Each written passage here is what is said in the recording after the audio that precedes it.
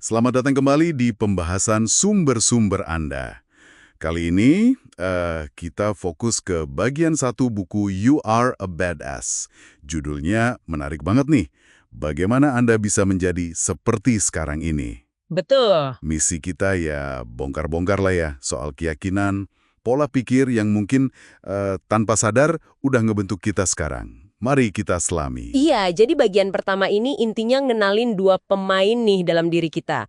Ada pikiran sadar yang suka mikir, analisa gitu. Yang logis ya? Nah, itu dia. Terus ada pikiran bawah sadar. Ini yang lebih emosional, kerjanya di belakang layar. Kita lihat nanti gimana pengalaman masa lalu, apalagi pas kecil, itu nanem benih keyakinan di situ. Iya. Dan sadar soal ini, itu langkah pertama banget buat berubah. Oke, jadi bab 1 langsung ya, bedah soal ini. Pikiran sadar kan yang kita pakai mikir sehari-hari, analisa, berkembangnya pas remaja gitu kan? Iya. Nah, kalau pikiran bawah sadar ini katanya udah ada sejak lahir, kayak spons gitu ya, nyerap semua informasi tanpa disaring. Persis, tanpa filter sama sekali. Jadi ya kayak anak kecil aja, percaya Sinterklas, ya percaya aja. Nah, keyakinan-keyakinan lain soal hidup, soal diri sendiri, itu masuknya juga gitu aja. Wah, serem juga ya kalau gitu. Berarti banyak program awal kita ketanam di situ dong. Banget, buku ini kasih contoh bagus. Misalnya kalau kita tumbuh dengar orang tua, sering ngeluh uang susah dicari. Oh ya, sering dengar itu. Nah, pikiran bawah sadar bisa ngerekam. Uang sama dengan susah. Atau, jadi kaya itu nggak mungkin buat saya. Akibatnya apa? Ya meskipun sadarnya kita pengen sukses finansial. Pengen banget malah. Program bawah sadar ini bisa, nyabotas terus. Kayak kita lagi nyetir tapi injek gas sama rem garangan. Nggak maju-maju kan? Iya, kebayang. Tapi seberapa sering sih kita sadar kalau ini yang terjadi? Rasanya kayak otomatis aja gitu kan? Kita pengen A, hasilnya Z terus. Nah, itu dia intinya. Karena operasinya di bawah radar, kita sering nggak nyadar ada konflik di dalam. Pengen hubungan sehat, tapi bawah sadar ngerekam cinta itu nyakitin. Pengen langsing, tapi bawah sadar ngerasa lemak ini perlu buat ngelindungin. Ini ngejelasin banget tema bagian ini. Mengapa saya begini? Menarik.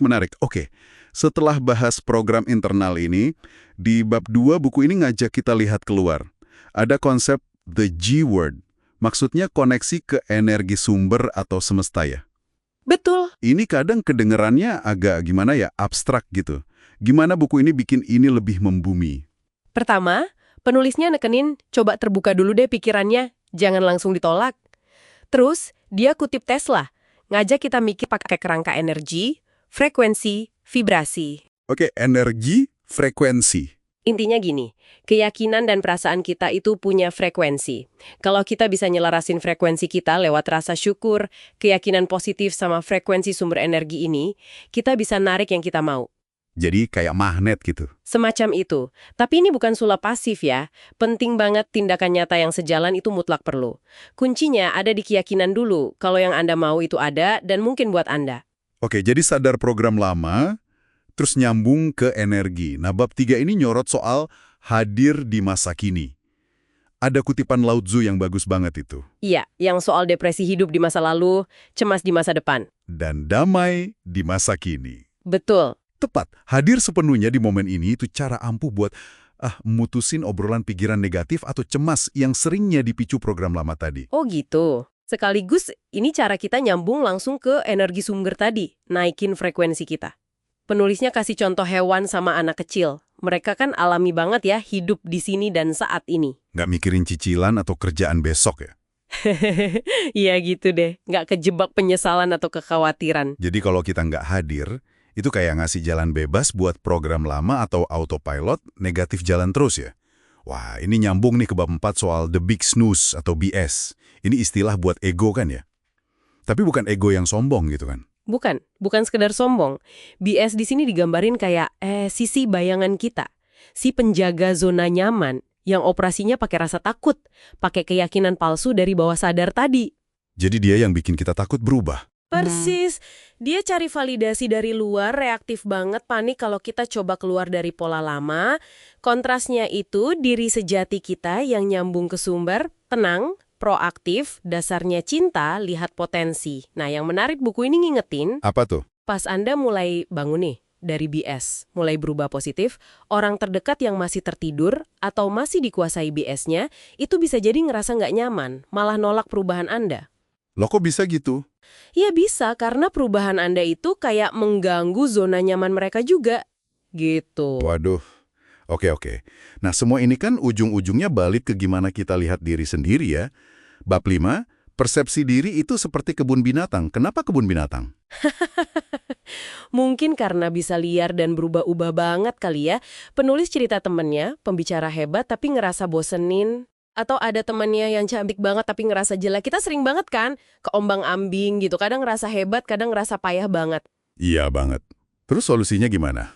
Pesan utamanya sih, terima diri apa adanya, penerimaan radikal. Anda itu unik. Kayak sungai aja punya lekuknya sendiri, nggak harus lurus kayak sungai lain. Jangan banding-bandingin terus ya. Betul, jangan bandingin diri sama orang lain. Ibaratnya kayak bandingin Marilyn Monroe sama Kate Moss. Dua-duanya punya keindahan unik kan. Nah, persepsi negatif soal diri sendiri itu seringnya adalah gema dari keyakinan bawah sadar yang ditanam dulu itu. Jadi fokusnya ya jadi versi terbaik diri Anda sendiri. Jadi jelas banget ya benang merahnya di bagian satu ini. Gimana keyakinan bawah sadar dari kecil, hubungan kita sama energi semesta, terus kebiasaan kita hidup di masa lalu atau depan, peran si ego alias the big snooze ini. Dan cara kita mandang diri sendiri. Nah, itu semua ngebentuk fondasi mengapa Anda seperti sekarang ini. Kuncinya berarti di kesadaran ya, sadar dulu sama semua ini. Betul sekali. Nah, sebagai penutup nih, coba deh kita renungkan sebentar. Ingat nggak, tadi kita bahas gimana gampangnya pikiran bawah sadar nyerap keyakinan pas kita kecil tanpa filter. Iya, yang kayak spons itu. Coba deh, identifikasi satu aja, keyakinan inti tentang diri Anda, atau mungkin soal uang, cinta, sukses, apa aja deh. Yang jangan-jangan sebenarnya bukan asli dari Anda.